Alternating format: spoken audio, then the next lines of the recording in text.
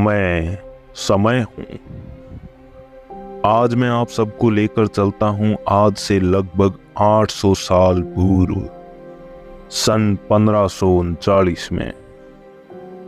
ये वह समय था जब हमारे भारतवर्ष पर एक महान सम्राट हुमायूं का शासन था।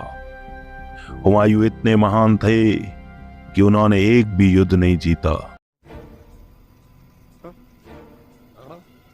मेरा मतलब है वो काफी महान थे, लेकिन उनकी इस महानता, उनकी इस खुशी को किसी की नजर लग गई और उनके इस शासन को हिलाने के लिए उन पर एक और शासक शेर शाह सूरी ने आक्रमण कर दिया।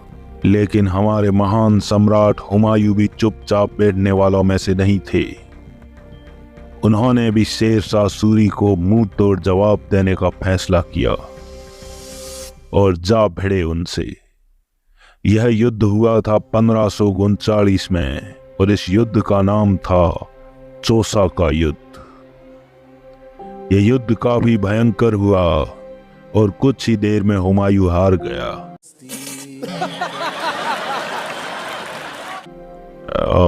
हाँ, और जब उसने अपने सैनिकों को कटते हुए देखा तो उसकी फट गई। अब मेरा मतलब वो काफी डर गए और वो वहां से भाग गए। हुमायूं युद्ध से तो भाग आया था, परंतु शेर शाह सूरी उसका पीछा नहीं छोड़ रहा था, इसलिए उसकी फटती फटंती हो गई। अपनी जान बचाने के लिए उसने भारत से भागने का फैसला कर लिया। लेकिन एक समस्या थी, वो समस्या थी उसकी बेगम। हाँ, बेगम समस्या ही होती है।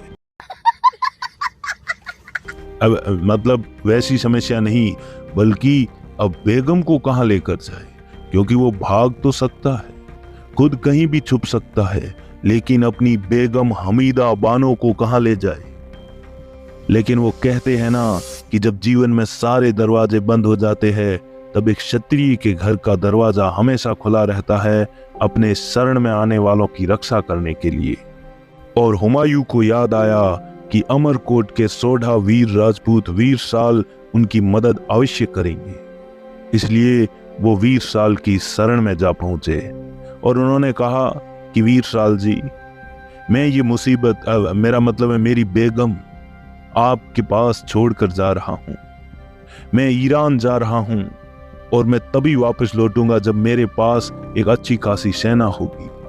तब तक मेरी बेगम की रक्षा करने की जिम्मेदारी आपकी है।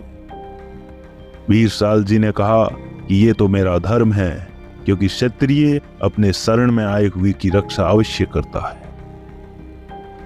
हुमायूं अपनी पत्नी, अपनी बेगम हमीदा बानो को वहीं छोड़कर ईरान चले गए और फिर वो ईरान से 15 साल बाद लौटे। तब तक सन 1542 में उनके वंशज महान अकबर ने भी जन्म ले लिया था। और अकबर इस देश के कितने महान सम्राट बने आप सबको पता है।